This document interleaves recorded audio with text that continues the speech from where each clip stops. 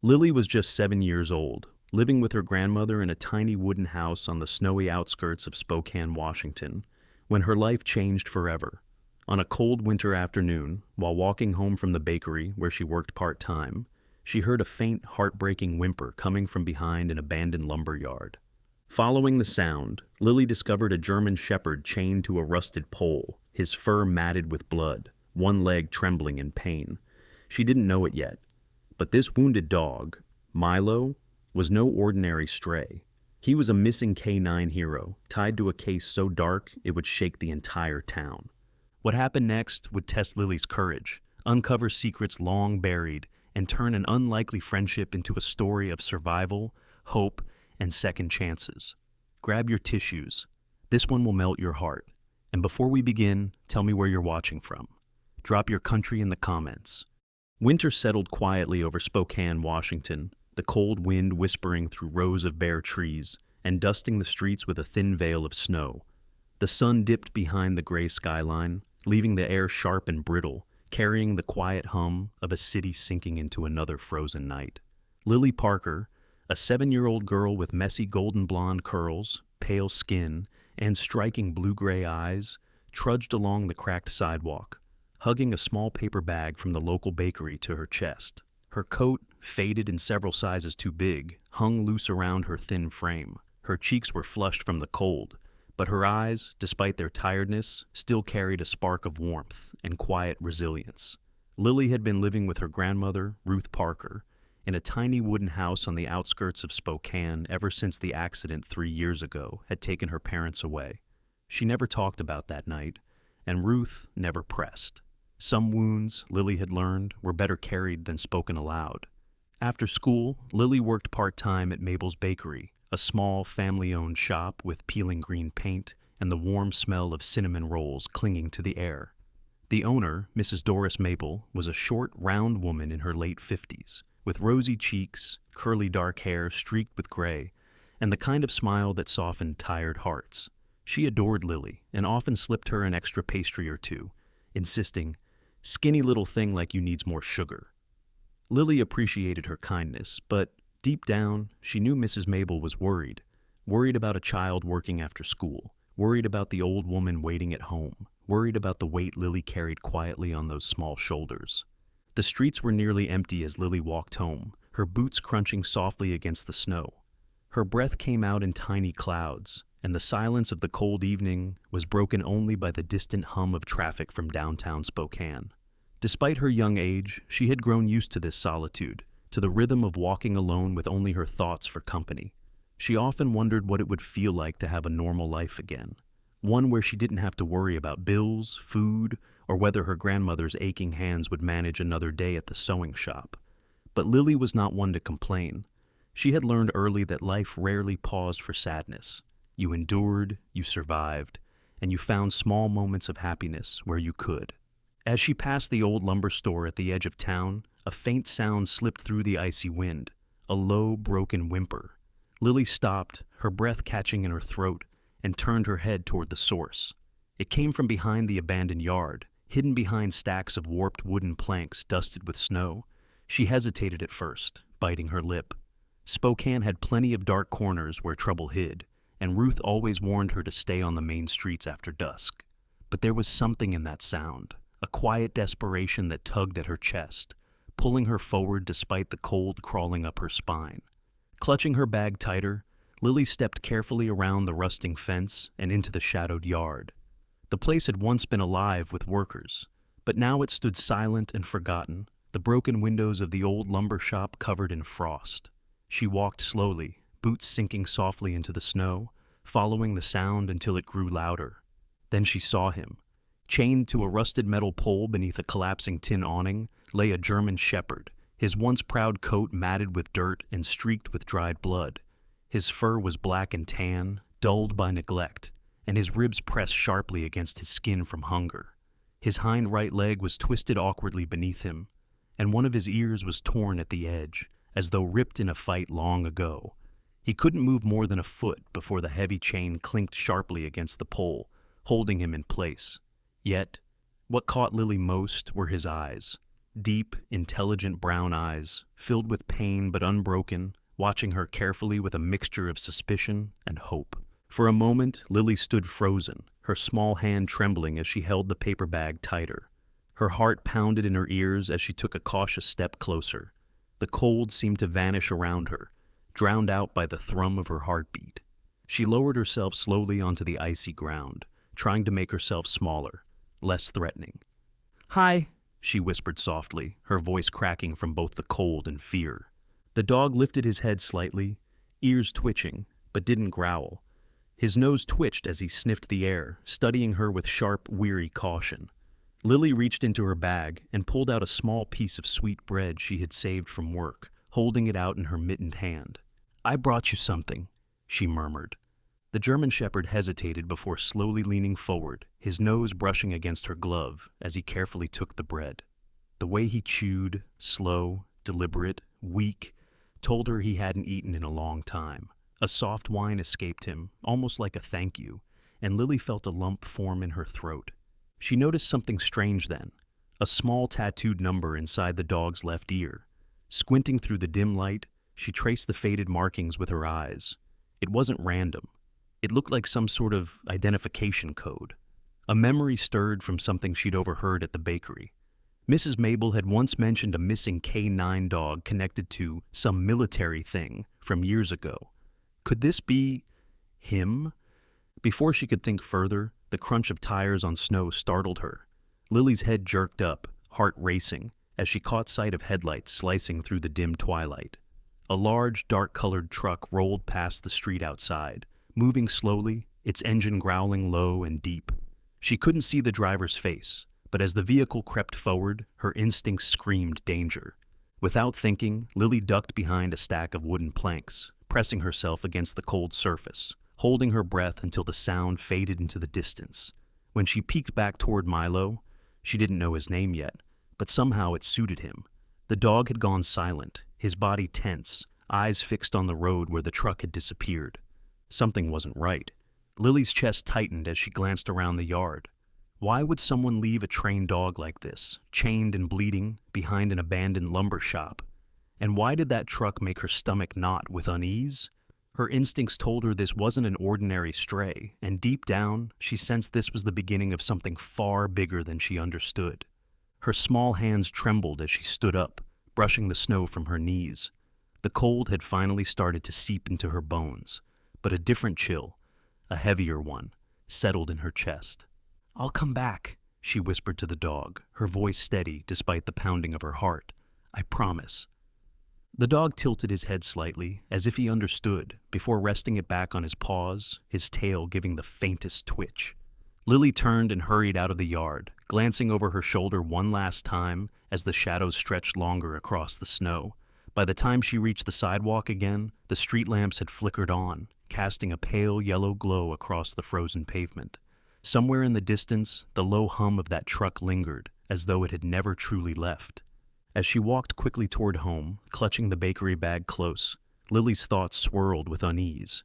She wanted to tell Ruth, but hesitated. Her grandmother already carried too many worries. Still, she couldn't shake the image of the chained dog, the haunted look in his eyes, and that strange tattoo on his ear. Lily didn't know it yet, but finding Milo would unravel secrets buried deep within Spokane's quiet streets, secrets tied to danger, to missing soldiers, and to a darkness that had been waiting beneath the snow. And somewhere, beyond the reach of the streetlights, a pair of unseen eyes watched her every step. The next morning, Spokane woke under a pale winter sun. Frost clung to the roofs of small wooden houses, and the air was sharp with cold, filling Lily Parker's lungs as she hurried down the narrow side street toward the abandoned lumber yard. Her oversized coat swayed around her knees, and in her mittened hands, she carried a small plastic bag filled with scraps of bread and a tiny carton of milk from Mabel's bakery. Lily had spent most of the night tossing and turning, haunted by the image of the German Shepherd chained beneath the collapsing awning. She couldn't erase his eyes from her mind, those deep, intelligent brown eyes, filled with quiet suffering but refusing to break. Her grandmother, Ruth Parker, had scolded her gently when Lily mentioned the dog, insisting it wasn't safe. "People abandon animals for reasons, Lily. she'd said softly while rubbing her aching hands with herbal ointment. But Lily wasn't convinced. Something about that dog was different. When she reached the lumberyard, the shadows of the morning stretched long over the snow. She slipped through the narrow gap in the fence, boots crunching softly, and made her way carefully to the back where the dog was. "Milo," she whispered. The name had come to her during the restless night. The German shepherd lifted his head slowly. His fur, though matted and dull, caught faint threads of sunlight, showing off his striking black and tan pattern. He looked stronger than the night before, though his right hind leg still lay stiff and unmoving against the snow. When Lily knelt beside him and pulled a small piece of bread from her bag, Milo gave a low, cautious growl. Just a warning. But as soon as her scent reached him, his tail brushed the snow once, faint but deliberate. Lily smiled softly and placed the bread on her mitten, holding it out. Milo leaned forward carefully, his warm breath fogging the cold air, and took the food gently from her palm. She reached her small hand closer to his ear, brushing away a patch of matted fur. That's when she saw it clearly, a faint tattooed code inside his left ear, faded but unmistakable. She traced the numbers carefully in her mind, her heart pounding. That wasn't something random. Someone had marked him deliberately. After spending nearly an hour feeding Milo and talking softly to him, Lily slipped away and headed for the small public library tucked behind the old post office. It was a quiet place where she sometimes went to read while her grandmother rested. Inside, the warmth hit her cheeks, and she walked quickly past the front desk, where Mrs. Janice Thornton, the librarian, sat sipping tea. Mrs. Thornton was in her early 60s, a tall, thin woman with silver-streaked dark hair pinned neatly in a bun, her sharp hazel eyes hidden behind delicate oval glasses. Though strict about library rules, she had a soft spot for children and nodded at Lily with a gentle smile as she entered. Lily climbed onto one of the worn wooden chairs near the computer stations and typed the tattoo code into the search bar. At first, nothing came up. She bit her lip, thinking, then added, K9 military unit beside the numbers. This time something appeared. A short article from 2 years ago about a German shepherd named Milo, a decorated K9 dog who had saved 12 soldiers during an IED explosion in Afghanistan. Her breath caught as she scrolled through the pictures. The same sharp eyes, the same fur pattern, though back then his coat had been healthy and gleaming, his posture strong and proud. But the article ended with something that made Lily's stomach twist. Milo had gone missing during a classified transport mission. The military truck carrying him had been ambushed outside Yakima 2 years ago, and Milo had disappeared. No one had seen him since. She closed the browser and sat quietly, absorbing the weight of what she had discovered. Milo wasn't just an abandoned dog. He was a soldier, one the world had forgotten. Elsewhere in Spokane, Officer Ethan Brooks sat inside the cramped, fluorescent-lit police station, scrolling through a string of reports on his computer. Ethan was 28, with a lean, athletic build, short, sandy brown hair, and a faint scar cutting across his jawline, a remnant of an altercation during a drug bust 2 years ago. He wore a dark navy police jacket, its collar turned up, and his usually calm hazel eyes were shadowed by lack of sleep. Ethan had grown up in Spokane, raised by a single father who had been a firefighter. His father's death in a warehouse collapse 10 years ago had left him deeply protective of the vulnerable, shaping his decision to join the police force. Beneath his composed demeanor, though, Ethan carried a relentless drive to solve the cases that others had given up on. And one case still haunted him, the ambush outside Yakima, the one tied to Milo. 2 years ago, Ethan had been one of the first responders called in when the military convoy was attacked. The wreckage was catastrophic. 3 trucks destroyed, 2 soldiers wounded, and Milo's carrier left wide open. No trace of the K9. For months, Ethan had combed through leads, but the case went cold until today. A tip had come through dispatch that morning. A resident reported seeing a German shepherd with unusual behavior behind an abandoned lumber yard near 5th Avenue. It was a long shot, but the tattoo ID listed in the old reports matched what the witness described. Ethan grabbed his jacket, strapped his holster securely, and headed for the location. When Ethan arrived, the lumberyard was quiet, its broken windows glazed with frost, the wind carrying the faint creak of loose shutters. He moved carefully between stacks of old planks until the soft sound of a child's voice stopped him in his tracks. He rounded the corner and froze. A small girl, no more than 7, knelt in the snow beside a chained German shepherd, speaking to him softly as she fed him scraps from a crumpled bag. Her oversized coat made her look even smaller, and her messy blonde curls peeked out beneath a knitted hat. Ethan recognized the dog instantly. Even ragged, bleeding, and thin, Milo's sharp profile was unmistakable. "Hey," Ethan called gently, keeping his voice low and calm so as not to startle them. "Are you alone out here?" Lily startled, clutching the bag tighter to her chest, her wide blue-gray eyes darting up to meet his. I was just feeding him," she said, her voice small but steady. Ethan stepped closer, his boots crunching softly on the frozen ground. He crouched near the chained dog, carefully keeping his movements slow and deliberate. Up close, Milo's injuries were worse than he'd imagined. Deep gashes along his leg, fur matted with old blood, ribs sharply defined beneath thinning muscle. But Milo's gaze was focused, intelligent, following Ethan's every move.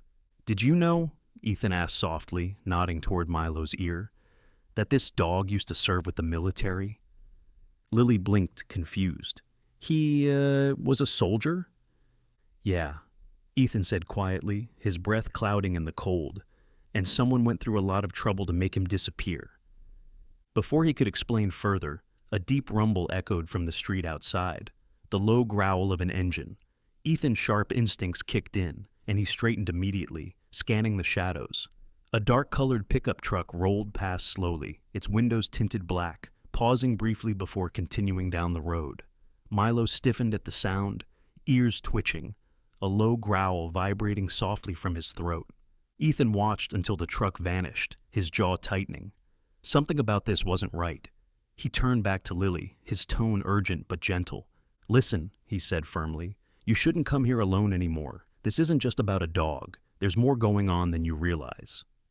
Lily hesitated, her small hands tightening around the paper bag.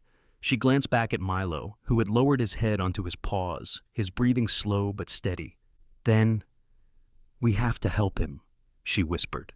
Ethan studied the determined little girl kneeling in the snow, and for the first time that day, he smiled faintly.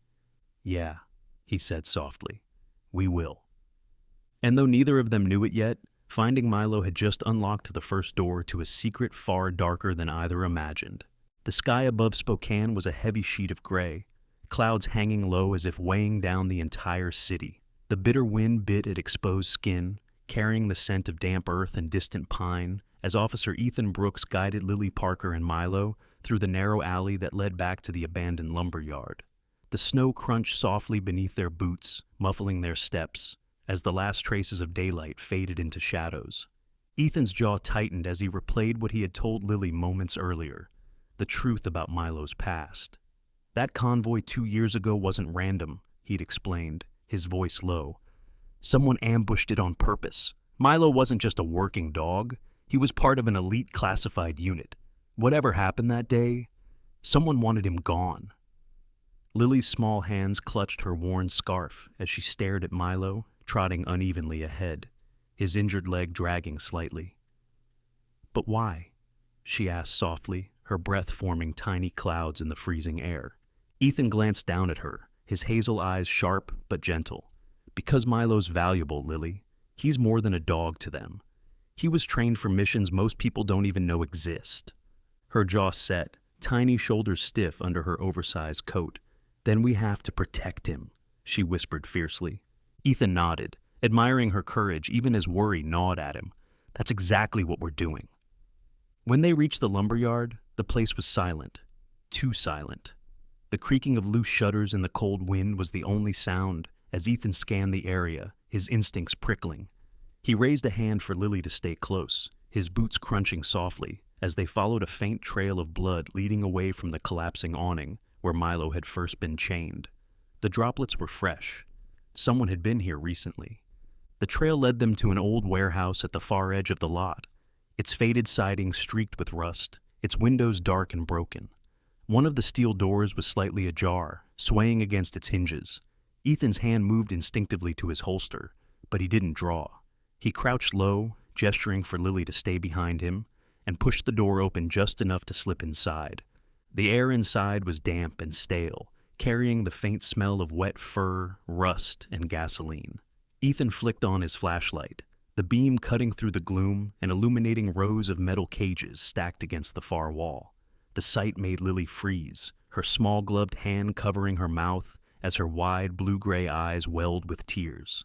Inside the cages were dogs of all sizes and breeds: huskies, retrievers, shepherds, terriers, some injured, some silent, others whimpering softly. A few cages were empty, their doors bent outward as though something had been ripped violently from them. Deep scratches along the bars told the silent story of fear and desperation. Lily knelt beside one cage where a thin, trembling golden retriever lay curled up, its breathing shallow. "Who would do this?" she whispered, her voice cracking. Ethan scanned the nearby tables, his jaw clenching as he found a clipboard littered with handwritten notes and coded transaction slips. "This isn't just cruelty," he said grimly, his voice hard. "They're trafficking trained dogs, military animals, stolen and sold to the highest bidder, and Milo—" His hazel eyes flicked to the German shepherd standing alert beside Lily. "Milo's the biggest prize of them all." Before Lily could respond, Milo's ears shot up, his entire body going rigid. A low growl vibrated from his throat as his sharp eyes locked on the darkened hallway at the far end of the warehouse. Then came the sound, footsteps, heavy, approaching fast. Ethan raised his hand, signaling Lily to stay silent, but before he could react further, a man stepped out from the shadows. He was tall, broad-shouldered, and in his early 40s, dressed in a dark tactical jacket over a gray hoodie, black cargo pants, and worn leather boots. His face was hard and angular, with a jagged scar cutting across his left cheekbone, his sharp jaw dusted with dark stubble. His piercing steel-gray eyes were void of emotion, and his gloved hands hung casually at his sides, but his presence radiated danger.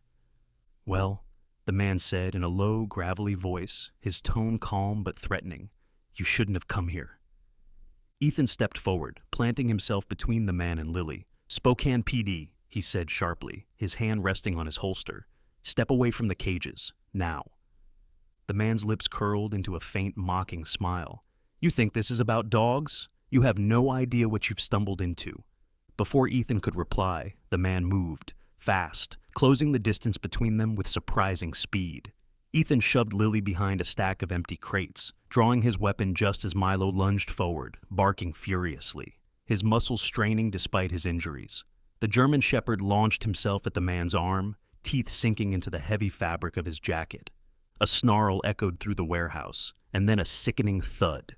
The man swung a thick metal rod he had concealed at his side, striking Milo hard across the ribs. The dog yelped and collapsed onto the cold concrete, his breathing ragged. "Milo!" Lily screamed, scrambling toward him, but Ethan caught her arm, pulling her back. Too late. From behind the crates, a second figure emerged, silent and quick. A masked man, shorter but stockier, wearing a black beanie and padded jacket. Without a word, he grabbed Lily from behind, clamping a gloved hand tightly over her mouth. Her muffled scream echoed in the cavernous warehouse. "Let her go!" Ethan shouted, spinning toward them, his weapon raised. The tall man from before kicked over a pile of metal crates, sending them crashing loudly to the floor and filling the air with dust and noise. The distraction was enough. By the time Ethan lunged forward, the masked man had dragged Lily toward the side exit, shoving her into the shadows beyond. Ethan fired once. The bullet ricocheted off a metal beam, harmless. Milo tried to stand, pushing weakly against the floor, but his injured leg gave out, and he collapsed, letting out a weak, pained whimper. Then there was silence. By the time Ethan reached the exit, the sound of tires screeching on icy pavement echoed faintly in the distance. A black pickup truck sped down the alley, taillights glowing briefly before vanishing into the darkness of Spokane's backroads. Ethan's chest heaved as he stood frozen, gun still in hand, his breath forming pale clouds in the bitter air. Behind him, Milo dragged himself slowly across the concrete, his deep brown eyes pleading, his muzzle nudging Ethan's boot. Ethan crouched beside him, running a steady hand along the trembling dog's neck. His voice was low but firm. "We'll get her back, buddy. I promise." Somewhere in the shadows, snow began to fall again, soft and relentless, muffling the city beneath its weight. But in Ethan's mind, the silence felt louder than gunfire. The night had fully swallowed Spokane, and a soft but steady snowfall blanketed the streets in a muted white silence. The glow of street lamps reflected off icy roads, but inside the small Parker house, the warmth of the heater did little to soothe the growing terror. Ruth Parker, Lily's grandmother, sat slumped on the edge of the worn sofa, her frail hands clutching a damp handkerchief as she stared blankly at the silent phone on the table. At 65, Ruth was a small, thin woman with silvery hair pulled back into a messy bun, pale skin dulled by years of worry, and faded blue-gray eyes that carried exhaustion and love in equal measure. Raising Lily alone after her daughter's death had aged her more than time ever could, and now, with her granddaughter missing, her entire body trembled, as if the cold had seeped straight into her bones. Across town, Officer Ethan Brooks leaned against the hood of his police SUV, his jaw tight and shoulders tense beneath his heavy winter jacket. His sandy brown hair was damp from the melting snow, and his sharp hazel eyes scanned the darkened street restlessly. Every second counted. Beside him, Milo, the injured German shepherd, lay curled on a blanket in the back seat, his breathing shallow but steady. The dog's thick black and tan fur was matted with patches of dried blood along his ribs, but his dark, intelligent eyes were wide open, alert, and unblinking, as if he knew Lily was in danger. Ethan clenched his fists inside his gloves, replaying the events at the warehouse over and over. Lily's muffled scream, the masked man dragging her into the darkness, the screech of tires as the black pickup disappeared into the cold night.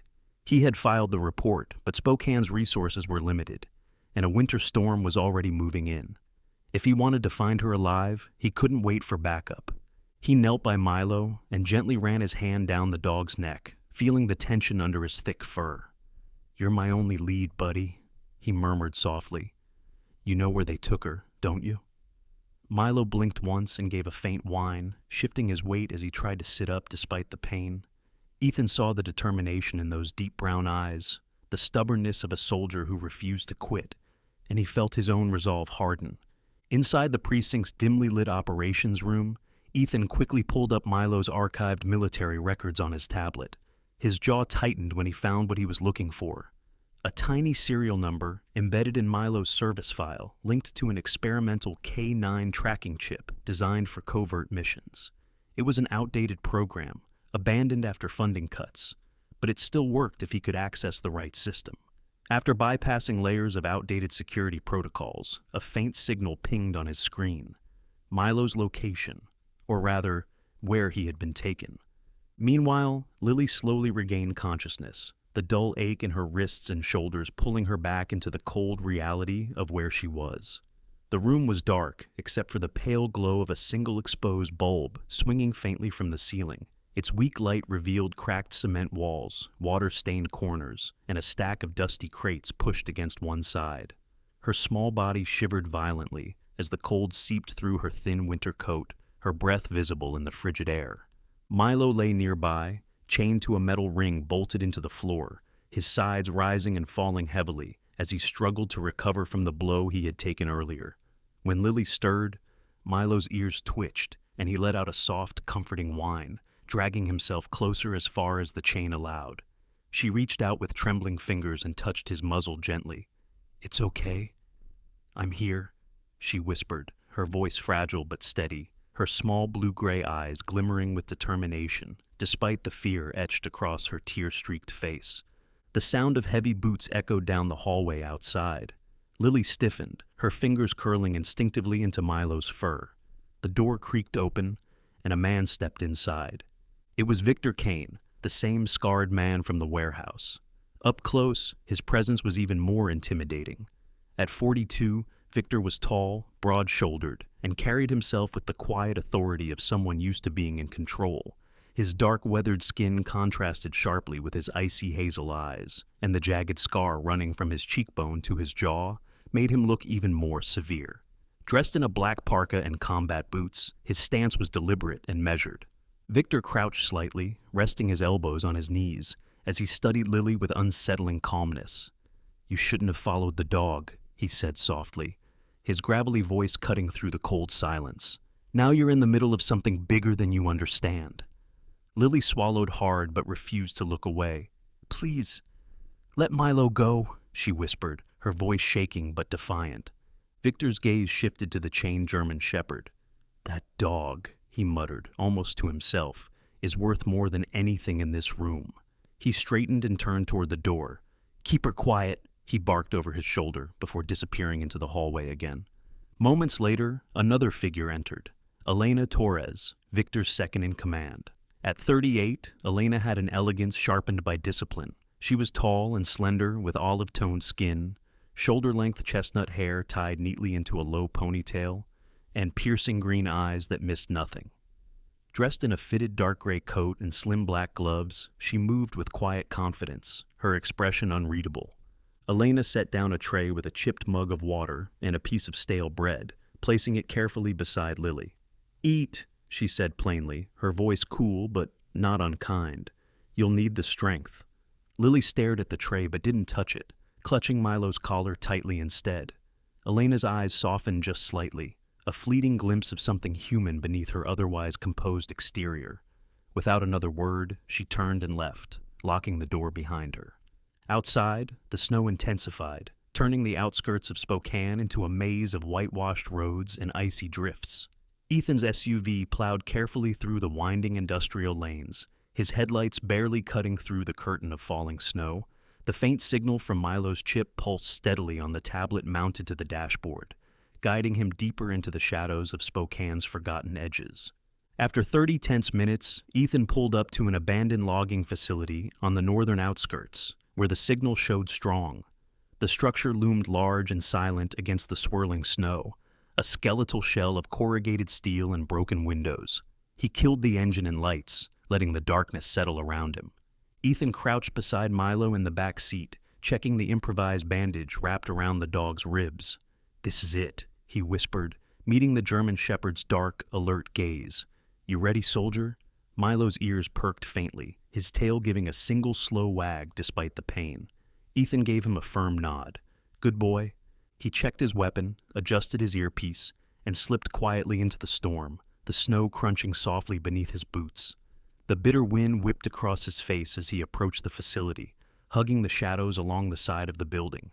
Faint voices carried from inside, and through a cracked window, Ethan spotted silhouettes moving near crates and machinery.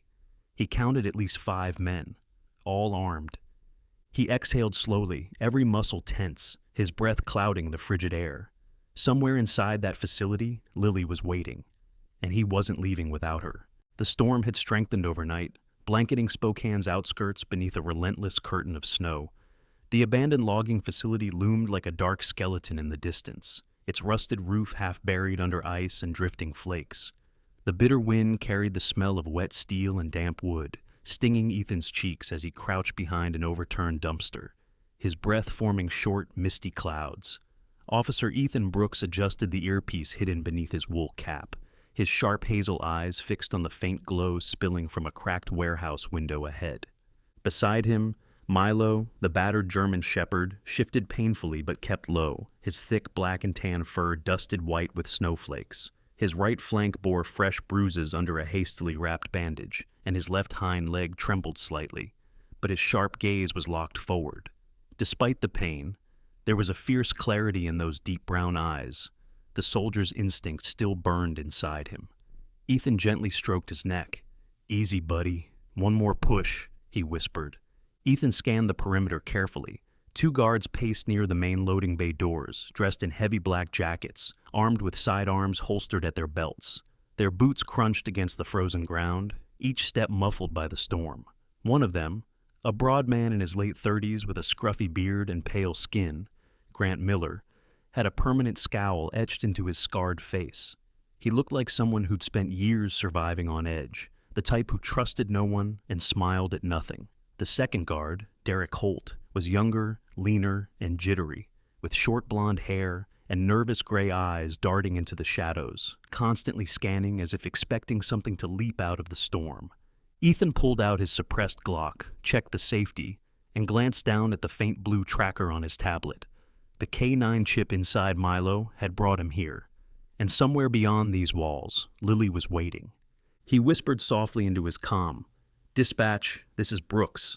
I've located the suspect's base, requesting backup at the northern logging facility. Static crackled back in his earpiece before the dispatcher's calm voice replied, "Copy that, Officer Brooks. Units are on the way. ETA 15 minutes. Proceed with caution." 15 minutes. Ethan knew that was far too long. Inside the warehouse, Lily sat against a stack of wooden crates, her small wrists raw from the ropes binding them. Her thin coat offered little protection from the bitter cold seeping through the cracked concrete floor. Every breath she took fogged faintly in the dim light, and her wide blue-gray eyes darted between the door and Milo's empty corner. She didn't know Ethan was close, but she held on to the hope that he hadn't given up on her. Footsteps approached, heavy and deliberate. The door opened, revealing Victor Kane, his towering frame filling the doorway. At 42, Victor looked even more imposing under the harsh light, his weathered skin accentuated by the deep scar slicing across his cheek, his hazel eyes cold and unreadable. Dressed in a black parka with a tactical vest beneath, he exuded authority and control. Behind him, Elena Torres followed silently, her dark gray coat buttoned neatly, her chestnut brown ponytail tucked behind her shoulder, and her sharp green eyes betraying no emotion. "Move the girl to the truck," Victor ordered curtly, his gravelly voice carrying an edge of finality. "The buyer wants the dog, but she's leverage if anyone interferes." Lily's small fists clenched, but she bit her lip to keep from crying out. Elena's gaze lingered on her for a moment, and for the briefest second, something flickered in those piercing green eyes. Guilt, maybe even doubt, but it was gone as quickly as it appeared. Outside, Ethan spotted two more armed men circling the rear of the warehouse and knew he was out of time. Snow whipped violently across his vision as the storm worsened, howling around him like a warning. He crouched lower, touching Milo's collar gently. "You ready, soldier?" Milo gave a quiet huff, his ears twitching in acknowledgement. Ethan crept forward, hugging the side of the building until he reached the smaller service door. Using the shadow of a broken metal beam, he pried the lock silently with a slim tactical tool, easing the door open just enough for him and Milo to slip inside. The cold steel beneath his boots barely creaked as he stepped into the dark hallway beyond. The faint hum of machinery reverberated from deeper inside the facility, mingling with muffled voices and distant barks.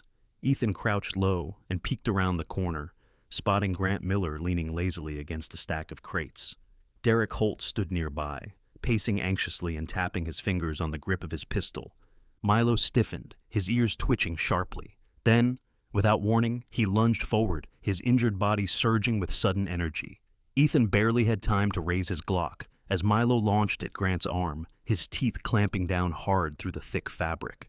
Grant yelled, struggling to shake him off, and the entire warehouse erupted in chaos. "Go!" Ethan barked, breaking from cover. Shots rang out, muffled by the storm and thick steel walls. Derek fired wildly, but hit nothing, his panic throwing his aim. Ethan moved fast, ducking behind stacked pallets as Milo held onto Grant's arm with unrelenting force, buying him precious seconds. The noise carried through the warehouse, and within moments, Victor stormed out from the back, his face twisted in anger. "Take them down!" he roared, pulling a matte black pistol from his tactical vest. Elena stood behind him, her sharp gaze darting toward the unfolding chaos, her lips pressed into a tight line. Ethan dove behind a steel column, returning fire carefully. Two controlled shots that forced Victor and his men into cover. Heart pounding, he scanned the shadows and spotted Lily, bound and wide-eyed, across the warehouse floor. "Lily!" he shouted, voice cutting through the chaos. Her head snapped up, tears forming instantly, and she tried to scramble toward him, but the ropes held her tight. Before Victor could reach her, Ethan leapt forward, sliding across the slick floor to cut her bindings with his pocket knife. "Stay down," he whispered urgently, pulling her behind a stack of crates. But just as they regrouped, one of Victor's men swung around with a shotgun, aiming straight at Ethan. Milo lunged again, his powerful jaws clamping onto the man's forearm, forcing the weapon to misfire. The blast ripped into a wooden beam above them, showering splinters across the floor. Milo yelped from the strain, but refused to let go until Ethan had Lily safely shielded behind him. Sirens pierced the air outside. Spokane PD reinforcements had finally arrived. Red and blue lights reflected against the icy steel walls as shouts erupted from the perimeter. Within minutes, officers stormed the facility, their boots pounding against the concrete floor. Overwhelmed, Victor and his crew were forced to drop their weapons one by one. Ethan held Lily tightly as uniformed officers swept her away to safety. But his gaze shifted immediately to Milo. The German shepherd collapsed onto the cold floor, his chest heaving, blood soaking through the side of his bandage. "Milo, stay with me, buddy," Ethan murmured urgently, cradling the dog's head as his dark eyes fluttered. He turned sharply to a fellow officer. "Call Dr. Sarah Coleman now." Dr. Sarah Coleman arrived within 15 minutes, her dark SUV skidding slightly on the icy road before stopping at the warehouse entrance. In her mid-40s, Sarah was tall and lean, with short auburn hair tucked beneath a wool cap, fair skin reddened by the cold, and sharp green eyes behind wire-frame glasses. Dressed in a navy blue parka, layered over her medical scrubs, she carried a large black case of emergency supplies in one hand. Sarah knelt beside Milo immediately, her gloved fingers pressing carefully against his ribs. "Pulse is weak," she muttered, pulling out sterile gauze and a syringe filled with pain relief. "He's lost a lot of blood, but if we move fast, I can stabilize him for transport." Ethan nodded, his jaw tight as he brushed snow from Milo's fur. "Do whatever you have to." Sarah looked up, her expression steady but urgent. "I will, but we need to get him to the clinic, now." Ethan scooped Milo carefully into his arms, his breath clouding in the freezing air as the officers cleared a path through the swirling snow. Tonight, Milo had saved them all. Now it was Ethan's turn to save him. The blizzard had passed, but Spokane still lay buried under a heavy white silence, the streets blanketed in thick snow as the sun struggled to break through pale gray clouds. Inside the brightly lit emergency room of Dr. Sarah Coleman's veterinary clinic, the air was tense and heavy.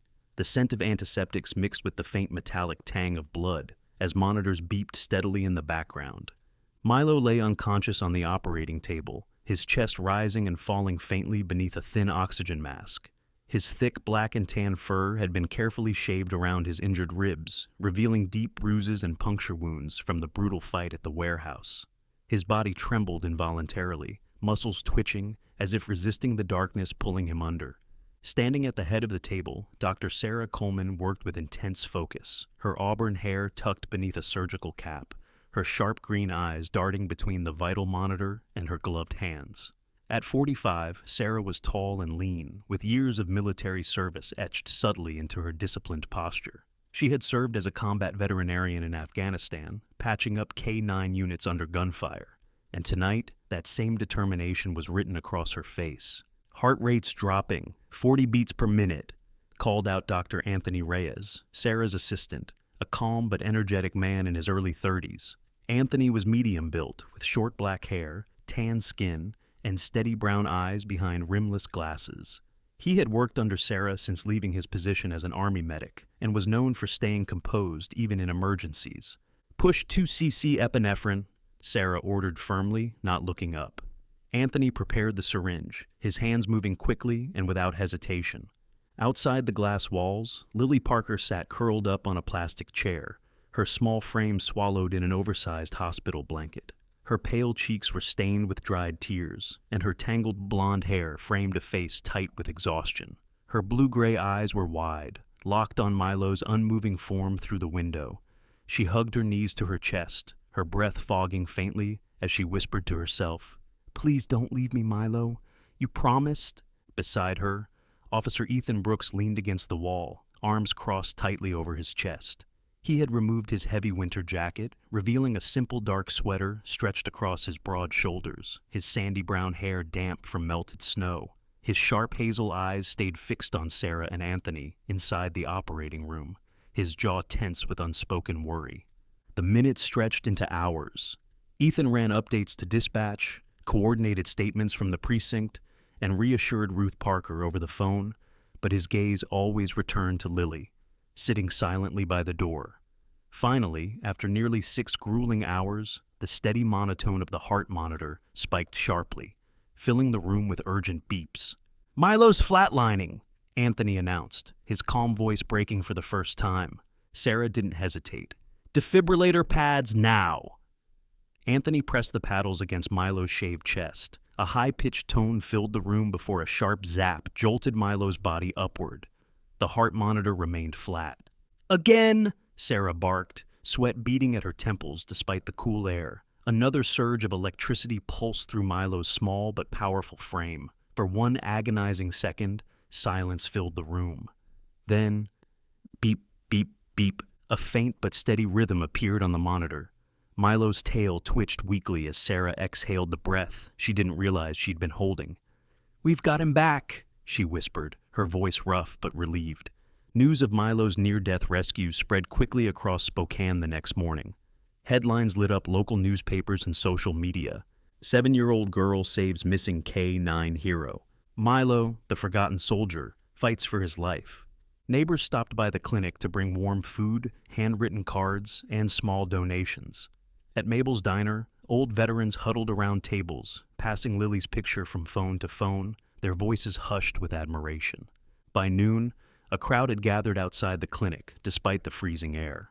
Among them was Captain Harold Green, a retired military officer in his late 50s with silver-gray hair, weathered skin, and sharp blue eyes hidden beneath a fur-lined cap. Harold had served as a K-9 unit commander for over 20 years before retiring, and now volunteered with a local animal rescue group. When Ethan stepped outside to get some air, Harold approached him, boots crunching in the snow. "That shepherd inside," Harold said in a deep, gravelly voice. "He isn't just any working dog. I trained dogs like him back in Kandahar." Ethan nodded, his jaw tightening. "I know. We found his service ID tattooed in his ear. He was on a top-secret mission when his unit went down." Harold's gaze softened. "Dogs like Milo save lives, officer. The least we can do is save theirs." He handed Ethan an envelope thick with donation slips and business cards. "Tell Dr. Coleman to use this for his recovery. We've already raised $5,000 from veterans groups statewide. He's one of us."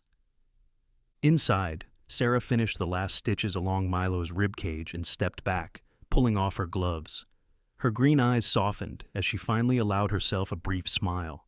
"He's stable," she said quietly as she stepped into the waiting area. "He's going to make it, but he'll need a long recovery." Lily leapt to her feet, running to hug Sarah tightly around the waist, her tears soaking the vet's scrub top. Sarah placed a gentle hand on her tangled hair. "He's a fighter, sweetheart, just like you." Over the following weeks, Spokane rallied around Milo.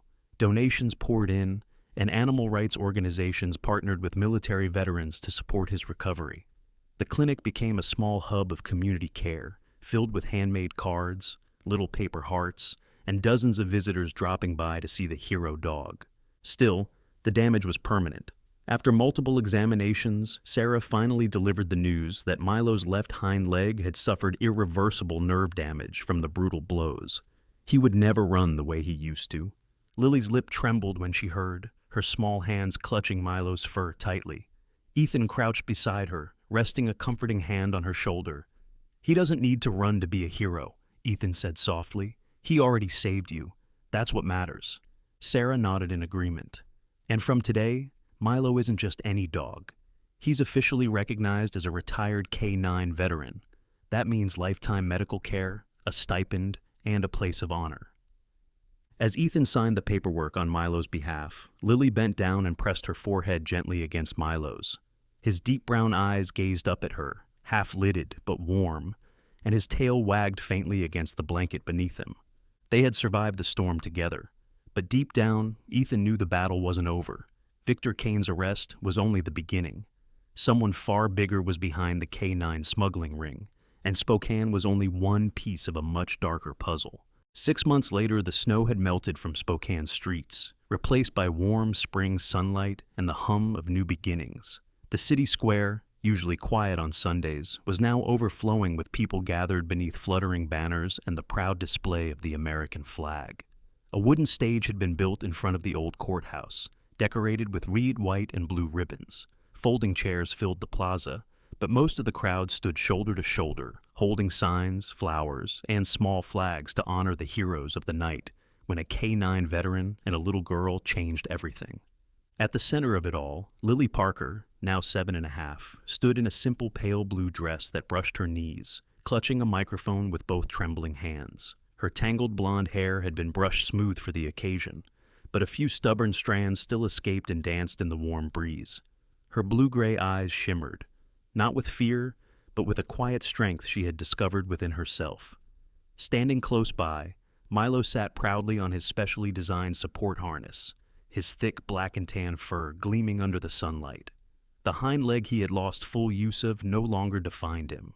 Instead, a custom-built titanium brace allowed him to walk with steady dignity. Next to them, Officer Ethan Brooks stood in full uniform, his badge polished to a shine, his sandy brown hair neatly trimmed, and his hazel eyes focused on the stage. Today, his usual stoic expression softened, pride mingling with relief. Lily's small voice echoed through the square, carried by the microphone, but strengthened by emotion. "Milo once saved the lives of heroes," she began, glancing down at the German shepherd sitting loyally at her side. "And when he needed help, we saved him. Today I learned something. We don't leave anyone behind. Not people, not animals, not anyone." The crowd fell silent. Then, slowly the applause began, swelling like a rising tide until it thundered through the entire square.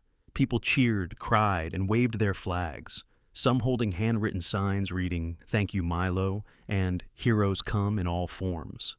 At the side of the stage, Ruth Parker sat quietly in the front row, wearing a soft gray cardigan over a simple floral dress. At 65, her frail frame and silver hair were illuminated by sunlight, giving her a gentle, dignified presence. Her blue-gray eyes shimmered as she wiped a tear with a handkerchief clutched tightly in one hand. Months ago, Ruth had feared she would lose her granddaughter forever, but now she watched Lily stand before the entire city, proud and unbroken. Ethan stepped up to the podium next, his uniform catching the afternoon light as he addressed the crowd. "When we found Milo, he was forgotten, injured, abandoned, and left behind. But this community came together. You saved him, and together, we uncovered a network exploiting dogs like him for profit." His jaw tightened slightly as he continued. "Thanks to the work of this city, Victor Kane and his entire ring are behind bars, and we've made sure no other K-9 veteran will suffer the same fate." Applause erupted again, this time accompanied by cheers from a group of veterans standing proudly near the front. Among them was Captain Harold Green, the retired K-9 unit commander who had helped rally the donations for Milo's recovery. Harold, in his late 50s, stood tall with his silver-gray hair gleaming beneath his cap, a proud smile spreading beneath his weathered face. He raised his hand in a slow, deliberate salute, and Ethan returned it solemnly. After the ceremony, a new plaque was unveiled at the city square, engraved with golden letters, "In honor of Milo, a hero who saved lives and taught us compassion. We do not leave anyone behind." The crowd parted as Milo walked slowly across the small ramp built specially for him, Lily's hand resting lightly on his back for balance. Cameras flashed, capturing the image of the 7-year-old girl and the decorated K-9 side by side, a symbol of resilience, unity, and second chances. Afterward, the celebration continued. Volunteers set up tents where hot cocoa, sandwiches, and cookies were served to anyone who wanted to stay and share stories. Near one of the booths, Ethan spoke with a small group of veterans dealing with PTSD, introducing them to Milo, who had recently been certified as an official therapy dog. One of the veterans, Sergeant David Whitmore, a tall man in his early 30s with close-cropped dark hair, warm brown skin, and deep-set gray eyes, crouched down slowly to meet Milo's gaze. David had lost part of his right leg in Afghanistan, and now used a lightweight carbon fiber prosthetic hidden beneath his jeans. At first, his expression was guarded, the weight of old memories reflected in his face. But, as Milo nudged his hand gently, David's lips curved into the faintest smile. "He knows," David murmured softly, scratching behind Milo's ear. "He feels it." Ethan nodded, watching Milo lean calmly into the veteran's touch. "That's his gift," Ethan said quietly. "He's more than a survivor. He's a healer now." By evening, the square was lit by soft golden lights strung between lampposts, casting a warm glow over the thinning crowd. Lily sat on the edge of the stage, swinging her legs gently while holding a small bouquet of wildflowers someone had given her. Milo rested beside her, his head on her lap, his breathing steady and calm. Ruth joined them, sitting on Lily's other side, her delicate hand resting on her granddaughter's knee. Ethan approached slowly, his boots crunching lightly on the cobblestones. "You two ready to go home?" he asked gently. Lily nodded, looking up at him with a shy but proud smile. "Can we stop by Milo's favorite park first?" she asked softly. Ethan chuckled, kneeling to ruffle Milo's fur. "I think we've earned it." As they walked away from the square, leaving behind the banners and speeches, the city's heart beat with something stronger than pride. Milo, once abandoned and broken, had become a symbol of hope. Lily, once a quiet, lonely girl, had become the voice of compassion for an entire community. And Spokane, once haunted by its own forgotten shadows, now carried a new lesson carved into its memory. Heroes come in all forms, and sometimes they have 4 legs. Sometimes miracles don't arrive as lightning from the skies. They come quietly in the form of a loyal dog, a brave little girl, or a community choosing love over fear. Milo's story reminds us that God places signs in our lives, moments where we are called to act, to care, to fight for those who cannot fight for themselves. Every day in our busy lives, it's easy to walk past suffering, a lost soul, a struggling neighbor, an abandoned animal. But maybe, just maybe, God whispers to us through these moments, "Be my hands, be my heart." And when we listen, when we choose compassion, we become part of his miracles. So, if Milo's journey touched your heart, we ask you to share this story with someone you love. Leave us a comment below about where you're watching from, or tell us about your own miracle. And if you want to be part of our growing family of hope, subscribe to our channel, because together we can shine more light into a world that desperately needs it.